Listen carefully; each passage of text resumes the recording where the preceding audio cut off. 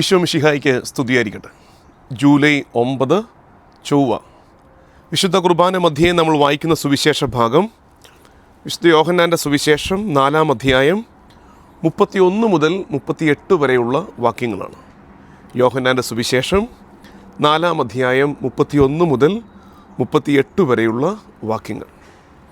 നമുക്കറിയാം, യോഹന്നാൻ്റെ സുവിശേഷം 4-ാം അധ്യായത്തിൽ ഈശോയും സമരിയാക്കാരിയും തമ്മിലുള്ള ആ ഡിസ്കോഴ്സാണ്, അവർ തമ്മിലുള്ള സംസാരത്തിൻ്റെ ഡീറ്റെയിലിംഗ് ആണ് നമുക്ക് കാണാൻ പറ്റുന്നത്. ഇവിടെ നമുക്ക് ലഭിച്ചിരിക്കുന്നത്, ഇന്ന് ധ്യാനിക്കാൻ ലഭിച്ചിരിക്കുന്നത് 31-ാം വാക്യം തൊട്ടാണ്. അവിടെ നമ്മൾ കാണുന്നത് ശിഷ്യന്മാർ അവനോട് അപേക്ഷിക്കുകയാണ്, റബ്ബി ഭക്ഷണം കഴിച്ചാലും. അപ്പോൾ ഈശോ പറയുന്ന മറുപടി, നിങ്ങളറിയാത്ത ഭക്ഷണം എനിക്കുണ്ട്, നിങ്ങളറിയാത്ത ഭക്ഷണം എനിക്കുണ്ട്. അപ്പോൾ ശിഷ്യന്മാർ പറയുന്നത്, ആരെങ്കിലും അവന് ഭക്ഷണം കൊണ്ട് കൊടുത്തു കാണും. അപ്പോൾ ഈശോ പറയുന്ന ഒരു ക്ലാസിക്കൽ സ്റ്റേറ്റ്മെൻറ്റാണ് നമ്മുടെ ഇന്നത്തെ ധ്യാനത്തിൻ്റെ 2 ചിന്തകളിൽ ഒന്നാമത്തെ ചിന്ത. 34-ാമത്തെ വാക്യം ഈശോ പറഞ്ഞു, എന്നെ അയച്ചവൻ്റെ ഇഷ്ടം പ്രവർത്തിക്കുകയും അവൻ്റെ ജോലി പൂർത്തിയാക്കുകയുമാണ് എൻ്റെ ഭക്ഷണം. എന്നെ അയച്ചവൻ്റെ ഇഷ്ടം പ്രവർത്തിക്കുകയും അവൻ്റെ ജോലി പൂർത്തിയാക്കുകയുമാണ് എൻ്റെ ഭക്ഷണം. നമ്മളതിനെ, ആ വാക്യത്തെ ലളിതമായിട്ട് ഒന്ന് മനസ്സിലാക്കാൻ ശ്രമിക്കുകയാണ്. ഭക്ഷണം എന്തിനാണ്? ഭക്ഷണം മുന്നോട്ട് നടക്കാൻ, തുടർന്ന് ജീവിക്കാനുള്ള ബലം നൽകുന്നതാണ്, ആരോഗ്യം നൽകുന്നതാണ് ഭക്ഷണം. ഈ ഭക്ഷണം നമ്മളെ പ്രചോദിപ്പിക്കും, ശാരീരികമായി നമ്മളെ പ്രചോദിപ്പിക്കും, അടുത്ത കാര്യങ്ങൾ ചെയ്യാൻ നമുക്ക് എനർജി നൽകും, നമുക്ക് കരുത്ത് നൽകും. ഇവിടെ ഈശോ പറയുകയാണ്, എൻ്റെ പിതാവിൻ്റെ തിരുഹിതം നിറവേറ്റുന്നതാണ് എൻ്റെ ഭക്ഷണം. അതായത് എന്നെ അയച്ച എൻ്റെ പിതാവിൻ്റെ തിരുഹിതം നിറവേറ്റുമ്പോൾ മുന്നോട്ട് ജീവിക്കാൻ എനിക്ക് കരുത്ത് കിട്ടുകയാണ്, എനിക്കത് എനർജിയായിട്ട് മാറുകയാണ്. നമ്മൾ ചില മനുഷ്യരോടൊക്കെ ചോദിക്കാറില്ലേ, പ്രത്യേകിച്ച് വളരെ തീക്ഷ്ണതയോടെ ദൈവവേല ചെയ്യുന്നവരോട് നമ്മൾ ചോദിക്കത്തില്ലേ, മടുക്കുന്നില്ലേ? ഇങ്ങനെ ഓടി നടന്ന് മടുക്കുന്നില്ലേ? ഇത്രയും ശുശ്രൂഷകൾ ചെയ്ത് മടുക്കുന്നില്ലേ? ഇത്രയും നന്മകൾ ചെയ്തിട്ട് മടുക്കുന്നില്ലേ? വിശ്രമം വേണ്ടേ? അപ്പോൾ അവർക്കൊക്കെ ഒരു പറയാതെ പറയുന്നൊരു ഉത്തരമുണ്ട്. അതുതന്നെയാണ് ഈ പറഞ്ഞ കാര്യമാണ്. കാരണം നമ്മൾ കാണുമ്പോഴാണ് ആ ശുശ്രൂഷ അവർക്ക് ക്ഷീണമായിട്ട് തോന്നുന്നത്. യഥാർത്ഥത്തിൽ ആ ശുശ്രൂഷയാണ് അവരുടെ ഭക്ഷണം. കർത്താവിന് വേണ്ടി ചെയ്യുന്ന ആ സുവിശേഷ വേലയാണ് അവരുടെ ഭക്ഷണം. അതാണ് അവരെ വീണ്ടും വീണ്ടും മോട്ടിവേറ്റ് ചെയ്യുന്നത്. ഓരോന്ന് ചെയ്യുന്തോറും, അതായത് പെട്രോൾ ഒഴിക്കുമ്പോഴേക്കും തീ വീണ്ടും ആളിക്കത്തുന്നത് കണക്കാണ് ഈ ദൈവ ശുശ്രൂഷയിൽ ദൈവതിരുഹിതം നിറവേറ്റാൻ ഇറങ്ങിത്തിരിക്കുന്നവരുടെ പ്രത്യേകത.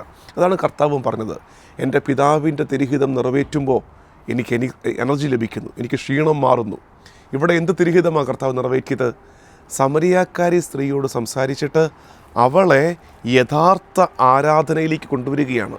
നമ്മുടെ യാമപ്രാർത്ഥനയിൽ പ്രാർത്ഥിക്കുന്നൊരു കാര്യമുണ്ട്, സമരിയാക്കാരി സ്ത്രീക്ക് യഥാർത്ഥ ആരാധനയുടെ പൊരുളായി നീ പ്രത്യക്ഷപ്പെട്ട മധ്യാഹ്നം.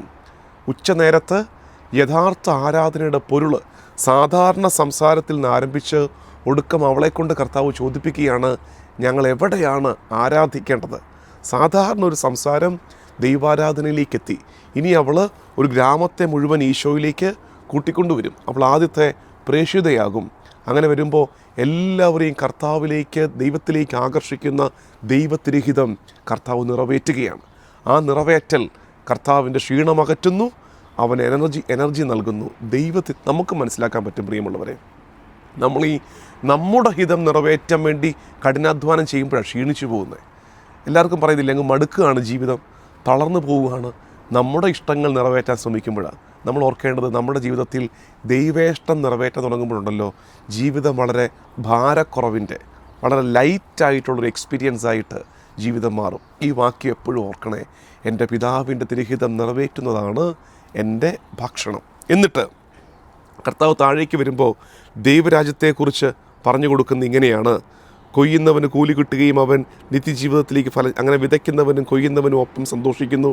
വിതയ്ക്കുന്നത് ഒരുവൻ, കൊയ്യുന്നത് മറ്റൊരുവൻ എന്ന ചെല്ല് ഇവിടെ സാർത്ഥകമാകുന്നു. 38-ാമത്തെ വാക്യമാണ് നമ്മുടെ ചിന്ത. നിങ്ങൾ അധ്വാനിച്ചിട്ടില്ലാത്ത വിളവ് ശേഖരിക്കാൻ ഞാൻ നിങ്ങളെ അയച്ചു. മറ്റുള്ളവരാണ് അധ്വാനിച്ചത്, അവരുടെ അധ്വാനത്തിൻ്റെ ഫലത്തേക്ക് നിങ്ങൾ പ്രവേശിച്ചിരിക്കുന്നു. ദൈവരാജ്യത്തെക്കുറിച്ചാണ് പറഞ്ഞിരിക്കുന്നത്.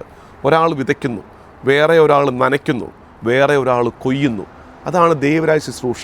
പക്ഷെ നമ്മുടെ കോണ്ടെക്സ്റ്റിൽ, ഇപ്പം നമ്മുടെയൊക്കെ ജീവിതവുമായിട്ട് ബന്ധപ്പെട്ട് ഈ പറഞ്ഞ കാര്യം കൃത്യം മനസ്സിലാക്കാൻ പറ്റും. ഇങ്ങനെ ധ്യാനിക്കേണ്ടതെന്നറിയാമോ? നിങ്ങൾ അധ്വാനിച്ചിട്ടില്ലാത്ത വിളവ് ശേഖരിക്കാൻ ഞാൻ നിങ്ങളെ അയച്ചു. മറ്റുള്ളവരാണ് അധ്വാനിച്ചത്, അവരുടെ അധ്വാനത്തിൻ്റെ ഫലത്തിലേക്ക് നിങ്ങൾ പ്രവേശിച്ചിരിക്കുന്നു. യഥാർത്ഥത്തിൽ നമ്മുടെ ജീവിതം, നമ്മുടെ തലമുറ ഇന്ന് ജീവിക്കുന്ന ജീവിതത്തിൻ്റെ നന്മ വിതച്ചതാരെന്നറിയാമോ? ഒരു മുൻ തലമുറ ഉണ്ടായിരുന്നു. അതൊരു മുൻ തലമുറ, നമ്മുടെ കുടുംബവൃക്ഷത്തിൽ ഒരു മുൻ തലമുറ ഉണ്ടായിരുന്നു.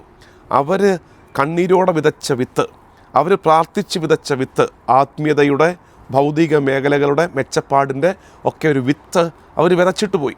ആ വിതച്ചതിൻ്റെ നന്മ നമ്മളിപ്പോൾ അനുഭവിക്കുകയാണ്. ചിലപ്പോഴൊക്കെ നമുക്ക് തോന്നത്തില്ല, എൻ്റെ കർത്താവേ, എൻ്റെ പ്രാർത്ഥനയ്ക്കോ എൻ്റെ ദൈവ ആശ്രയത്വത്തിനോ ചേരാത്ത രീതിയിലാണല്ലോ നീ എന്നെ അനുഗ്രഹിച്ചുകൊണ്ടിരിക്കുന്നത്. ഇത്രയും അനുഗ്രഹിക്കാൻ, ഇത്രത്തോളം എന്നെ കൊണ്ടുവന്നിടാൻ എന്തുള്ളൂ കർത്താവേ? അതിൻ്റെ ഉത്തരം, കർത്താവ് നിന്നെ നോക്കി മാത്രമല്ല നിന്നെ അനുഗ്രഹിക്കുന്നത്. നിൻ്റെ പൂർവിക നിരയിൽ ഒരാൾ ഉരുകി പ്രാർത്ഥിച്ചിട്ടുണ്ട്. ഒരാൾ കണ്ണീരോടെ ദൈവത്തിന് മുമ്പാകെ നിന്നിട്ടുണ്ട്. അയാൾ കൊയ്തില്ല, അയാൾ വിതച്ചതേ ഉള്ളൂ. കൊയ്ത്ത് അയാൾ കണ്ടില്ല, ഫലം അയാൾ കണ്ടിട്ടില്ല. അയാൾ വിതച്ചിട്ടു. അയാളും കൂടെ വിതച്ചതിൻ്റെ മെച്ചം ഇന്ന് നമ്മൾ കൊയ്തെടുത്തുകൊണ്ടിരിക്കുകയാണ്. അപ്പോൾ നമ്മൾ ഓർക്കേണ്ടതെന്നറിയാമോ? ഇനിയൊരു തലമുറ വരും. ഇനിയൊരു തലമുറയ്ക്ക് ദൈവാനുഗ്രഹത്തിൻ്റെ കൊയ്ത്ത്, ദൈവാനുഗ്രഹത്തിൻ്റെ വിളവെടുപ്പ് അനുഭവിക്കണമെങ്കിൽ ഇന്ന് നമ്മൾ ചില വിതയ്ക്കലുകൾ നടത്തണം. പ്രാർത്ഥനയുടെ പുണ്യത്തിൻ്റെ സുഹൃതങ്ങളുടെ ഒരു വിതയ്ക്കൽ നടത്താനുണ്ട്. അതാണ് ഇനിയൊരു തലമുറയ്ക്ക് ദൈവാനുഗ്രഹത്തിൻ്റെ കൊയ്ത്തായിട്ട് മാറുന്നത്. അതങ്ങനെയാണ് ജീവിതം മുന്നോട്ട് പോയിക്കൊണ്ടിരിക്കുന്നതെന്ന് മനസ്സിലാക്കാം. പ്രിയമുള്ളവരെ, 2 ചെറിയ ചിന്തകളാണ് ഇന്നത്തെ ബ്ലസ് 364. ഒന്നാമത്തത്, ദൈവത്തിരഹിതം നിറവേറ്റുന്നത് നമുക്ക് ഭക്ഷണമാകണം. ദൈവേഷ്ടം നിറവേറ്റുമ്പോൾ അത് നമ്മുടെ ക്ഷീണമകറ്റും, നമുക്ക് മുന്നോട്ട് ജീവിക്കാൻ എനർജിയായിട്ട് അത് മാറും. രണ്ടാമത്തെ കാര്യം, വിതച്ചതൊരാൾ, കൊയ്യുന്നത് മറ്റൊരാൾ. നമ്മൾ ഇന്നത് അനുഭവിക്കുന്നുണ്ട്. അതുകൊണ്ട് ഇനിയൊരു തലമുറയ്ക്ക് കൊയ്യാനുള്ളത് നമ്മൾ ഇന്നേ വിതച്ചിടണമെന്ന് സ്നേഹത്തോടെ ഓർമ്മിപ്പിക്കട്ടെ. നമുക്ക് പ്രാർത്ഥിക്കാം. കർത്താവേ, ഞങ്ങളുടെ ജീവിതത്തിൽ നിൻ്റെ തിരുഹിതം നിറവേറ്റുവാൻ ഞങ്ങളെ പഠിപ്പിക്കണമേ. നമ്മുടെ കർത്താവ് ഈശോ മിശിഹായുടെ കൃപയും പിതാവായ ദൈവത്തിൻ്റെ സ്നേഹവും പരിശുദ്ധാത്മാവിൻ്റെ സഹവാസവും എന്നും എല്ലാ കാലവും കൂടെ ഉണ്ടായിരിക്കട്ടെ, ഇപ്പോഴും എപ്പോഴും എന്നേക്കും. ആമേൻ.